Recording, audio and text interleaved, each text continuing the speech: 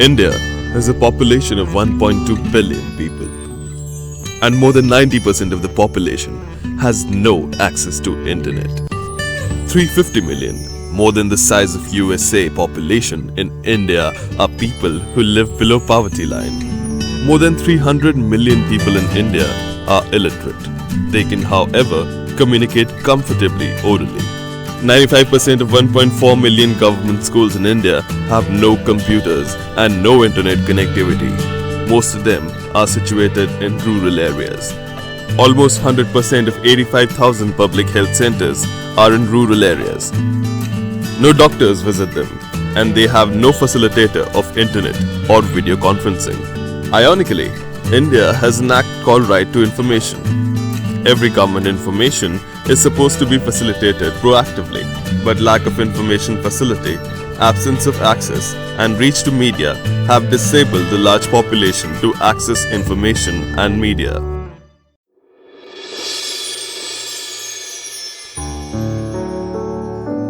This is Guna, one of the most backward districts of India.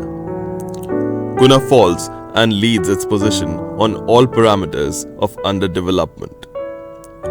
Guna has major tribal population of Bhil and Saharia communities, including some of the denotified criminal tribes.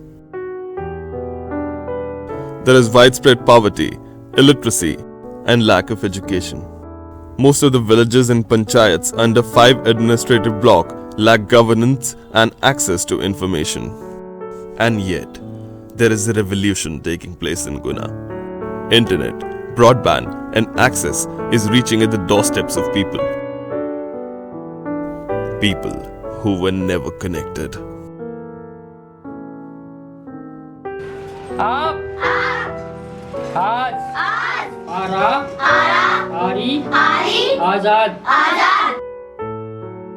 मेरा नाम शहजाद खान है। मैं नूरी मदरसा समिति का अध्यक्ष हूँ। ये NGO है और जो बच्चों के लिए शिक्षा प्रदान करती है, यानी जो शिक्षा के क्षेत्र में पिछड़ा भी है और स्कूल भी काफ़ी दूर पड़ता है वहाँ से।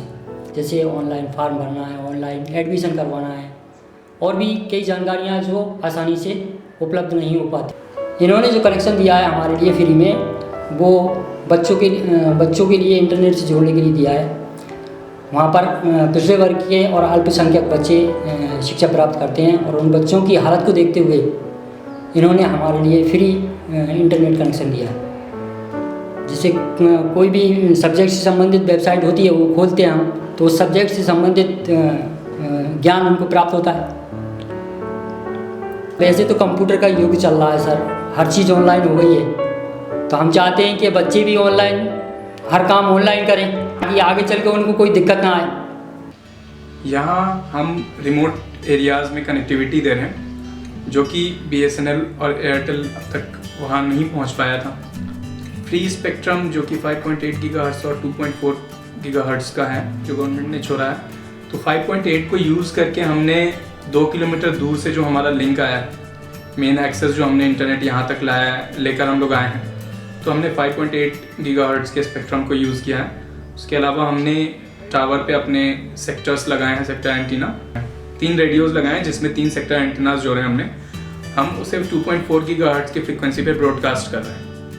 The motivation behind ideating for the project is twofold. First, to democratize the availability of connectivity and enable internet accessibility to information in rural parts of the country. Secondly, to address the issue of lack of content product and services originating from rural areas, which affects the economy from poor locating to the bottom of the pyramid. मेरा नाम रोहित जैन है। Basically Gwalior के रहने वाले हैं और अब गुना हुए तो 7 साल हो गए। अभी अपना जो कॉलेज चलता है माखनलाल यूनिवर्सिटी भोपाल से चलता है। इसमें अपन BCA, DCA, PGDCA, MBA, MSc, CA ये सारी चीज़ें अपने कोर्स चलते हैं। गुना के लिए आधा किलोमीटर की भी अगर कोई दूरी हो जाए तो वो दूरी ही माना जाता है।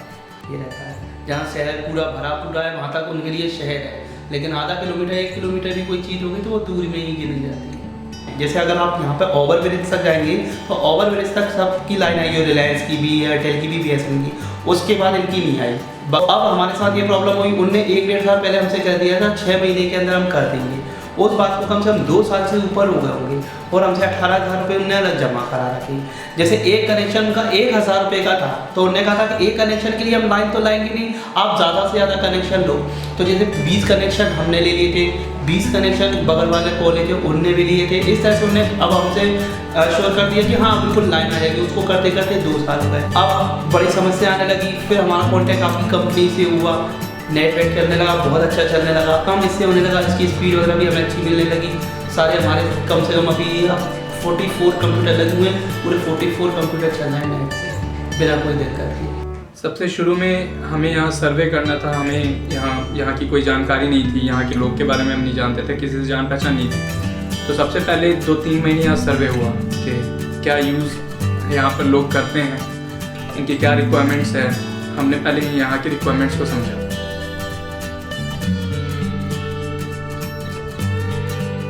मेरा नाम हरेंद्र यादव है, गोकुल सिंह चक पे रहता हूँ। वहाँ पे सामान्य से लोग रहते हैं, अधिकतर मजदूर वर्ग के लोग। हमारे गांव में कंप्यूटर एक भी नहीं है। यहाँ से जब पुरुषोत्तम भैया गोकुल सिंह चक पे गए, मैं उनको वहाँ पे मिला। उन्होंने मेरे से कहा कि ये कंप्यूटर के लिए और इंटरनेट की जानकारी के लिए उनको कोई जानकारी दे सके, ऐसा कोई है यहाँ पे। तो मैंने भैया को बताया कि मैंने PGDCA कर रखा है और मैं जानकारी दे सकता हूँ, और एक्सेस पॉइंट मतलब तुम खोल सकते हो क्या? भैया ने ऐसा बोला। तो मैंने कहा हाँ। फिर मैंने आसपास के बच्चों को बताया कि यहाँ पे ये कंप्यूटर आ गया है, यदि तुम्हें सीखना है तो बिल्कुल निःशुल्क सिखाएंगे यहाँ पे, और आप लोग आ सकते हो। बच्चे बहुत खुश हो जाते हैं जब वो देखते हैं ना। स्टार्टिंग में तो वो बहुत डर से रहते, मतलब माउस से तक हाथ नहीं लगा पा रहे थे वो। उन्हें अच्छा लगता है, और बच्चों को आने के लिए वो बोलते हैं कि हमने ये सीख लिया है, हमने फाइल बनाई है वहाँ पे, आप भी चलो। ऐसे एक 2 करके बच्चे आ भी रहे हैं। उनको कन्विंस करने में थोड़ी परेशानियाँ आई शुरू में कि DEF पब्लिकली कोई नहीं जानता यहाँ पर कि DEF क्या है। तो उनको समझाना कि हम क्या कर रहे हैं, हम समाज के लिए कर रहे हैं, हम चाहते हैं कि लोगों तक बात पहुँचे हमारी बात, इस बात को समझाना पड़ा। प्राइवेट कॉलेज में जॉब करता हूँ, गांधी वोकेशनल कॉलेज में। वहाँ पे ये कनेक्शन दिया गया है, तो इसको वहाँ पे चलाया तो उस पर अच्छा लगा, स्पीड अच्छी लगी, उसकी फैसिलिटीज़ अच्छी लगी। जैसे पुराना जो प्लान था वो 750 पड़ता था, लेकिन इस प्लान में 500 ओनली है, जिसमें स्पीड भी उससे ज़्यादा है और हर तरह की इजीली बहुत काम हो जाता है। कोई प्रॉब्लम नहीं है और कनेक्टिविटी बहुत अच्छी है।